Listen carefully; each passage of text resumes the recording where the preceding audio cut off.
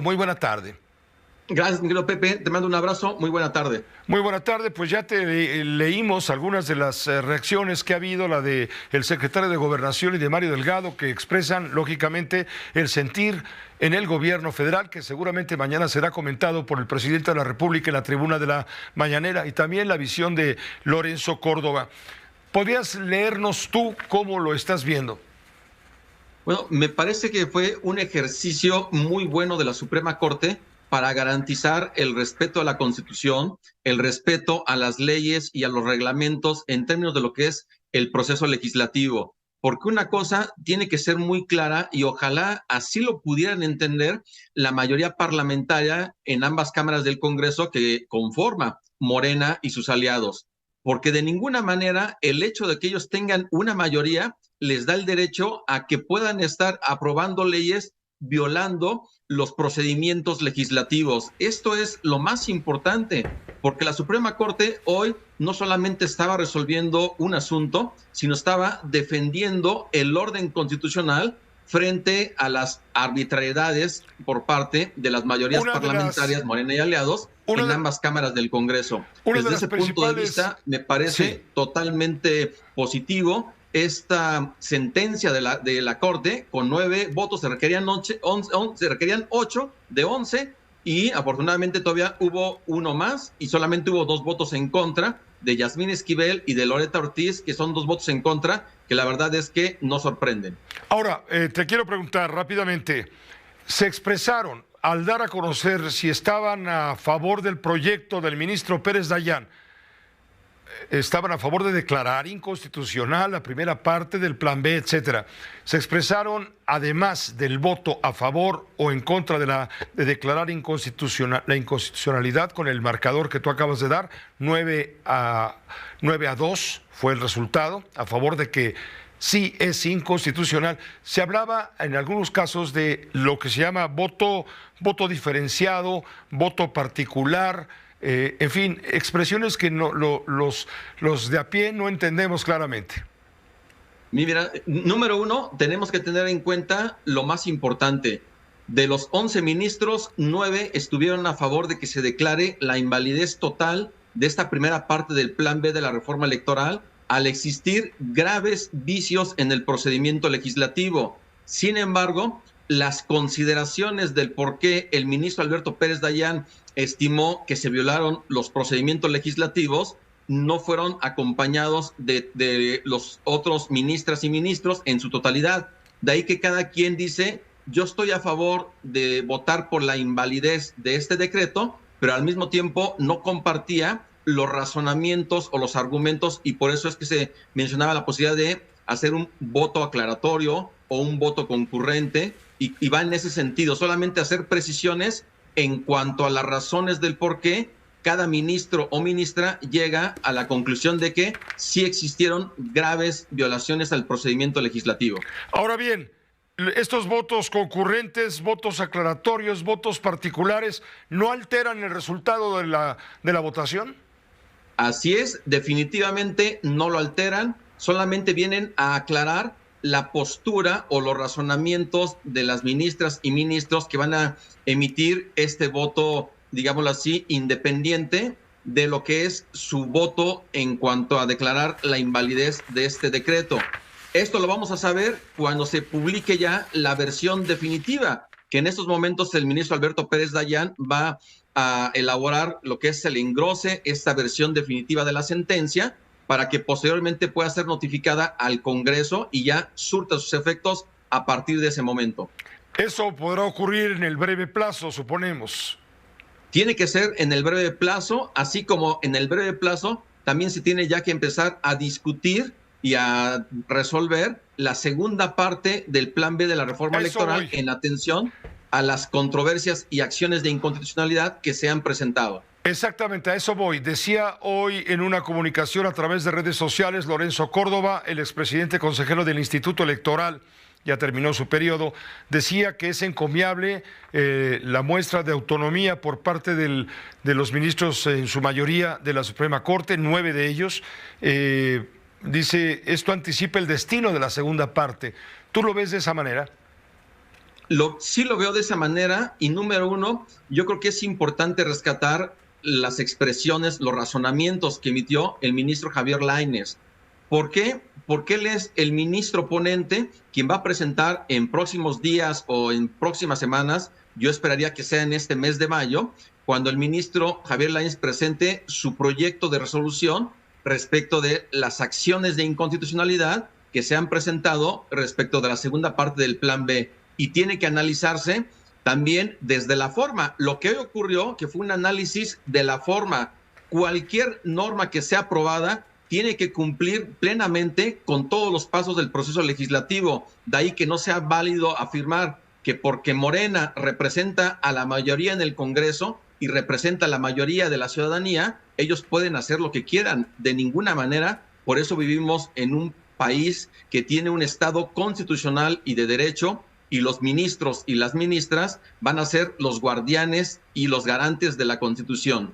Francisco Borgoa, argumenta Mario Delgado, el presidente nacional de Morena, que este resultado, este fallo de la Corte, es un atentado a la división de poderes.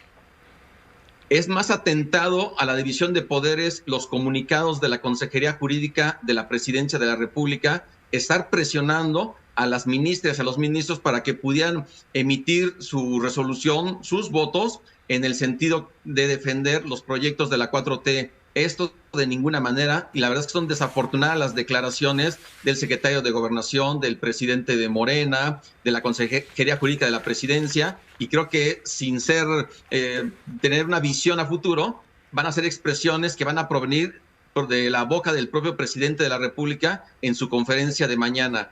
Ellos tienen que respetar la división de poderes. La Corte de ninguna manera está asumiendo facultades que le corresponden al Congreso. La Suprema Corte no legisla. La Suprema Corte va a revisar los actos que provengan del Poder Legislativo, y si esos actos del Poder Legislativo, procesos legislativos donde se aprobaron normas, si tienen vicios en el procedimiento, entonces la Corte decide simplemente declarar su invalidez. Ya ni siquiera pudo entrar al fondo de estas dos reformas a las leyes generales de comunicación social y de responsabilidades administrativas, porque en la forma, en el procedimiento, hubo graves violaciones suficientes para que se declare la invalidez. Después de esto, ¿qué recursos tiene el presidente de la República, la presidencia de la República, la Consejería Jurídica? Porque hoy hablaba Dan Augusto López Hernández, el secretario de Gobernación, de el Plan C. El Plan C se ha referido ya el presidente de la República, López Obrador, en días pasados, en tiempo pasado, se ha referido como al momento de la votación del federal en 2024, para que las cámaras tengan mayoría calificada. Es la esperanza de la presidencia en este momento para la continuidad de la 4T. Jurídicamente ya no hay ningún recurso para presentar ante la Suprema Corte con el propósito de impugnar la resolución que hoy conocemos fue esta invalidez de la primera parte del Plan B. No existe ya ningún recurso jurídico que tenga a su alcance el presidente de la República, la Consejería Jurídica, ni legisladores. Nadie tiene ya ningún recurso. Ya es una sentencia definitiva. Nada más esperar a que se haga la notificación oficial al Congreso de la Unión. ¿Qué es lo que queda inválido entonces? Queda la ley de los administradores públicos que les autorizaba pues a participar sin llevar ninguna restricción, y queda también invalidada la ley de comunicación social. Así es, eso es lo que queda anulado en estos momentos, de acuerdo al voto de 9 ministros de la Suprema Corte. Lo que viene va a ser la discusión de las otras 4 reformas a las leyes, que es parte de la segunda parte de este Plan B de la reforma electoral. Y por eso es que el presidente no tiene ningún recurso jurídico en contra de la decisión de hoy, y solamente tendrá a su alcance este recurso, este plan político, su llamado Plan C, que pretende, como ya lo comentabas, Pepe, que en las elecciones del próximo año puedan lograr con sus aliados una mayoría calificada en el Congreso.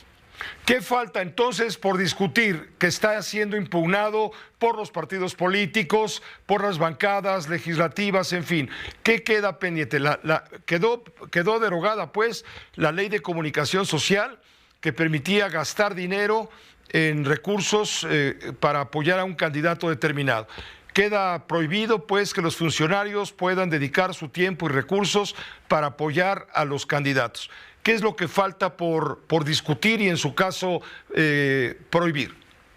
De la primera parte del plan B, de ahí ya no hay nada que hacer, ya no hay nada que discutir. Lo que queda pendiente, y el ministro Javier Lainez es quien va a ser el ministro ponente, ahí lo que queda va a ser las reformas a la Ley General de Instituciones y Procedimientos Electorales, todo lo que implica la reestructuración del INE, el despido masivo de miles de trabajadores, además de lo que es la desaparición de los institutos electorales locales, los OPLES como se les conoce, también las reformas a la ley de partidos políticos, reformas a la ley del Poder Judicial de la Federación, porque se están eliminando o se están de alguna forma juntando juicios electorales para que lo resuelva el Tribunal Electoral del Poder Judicial de la Federación, y también la expedición de la nueva Ley General de Sistemas de Medios de Impugnación en materia electoral. Esas son las 4 leyes, hay reformas en 3 y hay expedición de una ley nueva, la Ley de Impugnación en materia electoral, que es la que está pendiente, y esto tiene que ser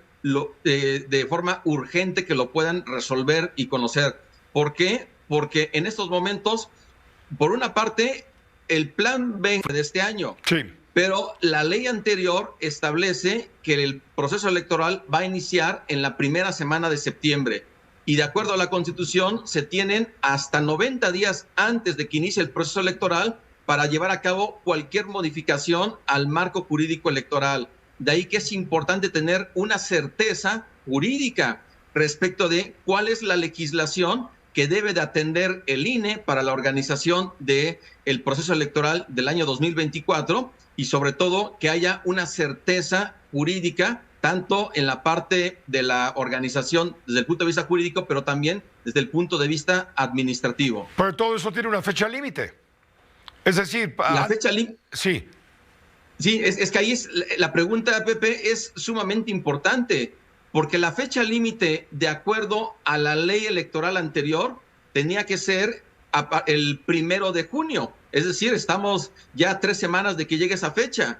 Pero si no, de acuerdo a la ley electoral con las reformas, implicaría que cualquier modificación tendría que llevarse a cabo en agosto. Pero yo no quiero imaginarme el supuesto en que lleguemos al mes de junio o julio o agosto y la Suprema Corte apenas esté resolviendo si es o no es constitucional esta segunda parte del plan B, y si llegara a declarar su invalidez, estaría poniendo un gran tema sobre la mesa respecto de la validez o no de una sentencia que podría invalidar un marco jurídico cuando ya se estaría a punto de iniciar en el mes de septiembre. De ahí que no hay que llegar a ese escenario de interpretaciones, y la Corte, yo esperaría que en este mes de mayo pueda resolver la segunda parte del plan B, y eso nos daría una certeza al marco jurídico electoral y a todo lo que tiene que organizar el Instituto Nacional Electoral y los institutos electorales locales. Gracias, Francisco Burgoa, por la cátedra constitucionalista que nos acabas de proporcionar para entender muy bien en dónde estamos y de qué estamos hablando. Que estés muy bien y esperemos volverte a consultar pronto cuando haya necesidad de que nos orientes con tu opinión. Con mucho gusto, mi querido Pepe, te mando un fuerte abrazo y mucha salud para ti y para tu audiencia. Gracias por la explicación, que te vaya muy bien, muy buenas tardes. Es el maestro, abogado Francisco Burgoa, él es constitucionalista, es también catedrático de la Universidad Nacional Autónoma de México. Esta fue una producción de Grupo Fórmula. Encuentra más contenido como este en radioformula.mx.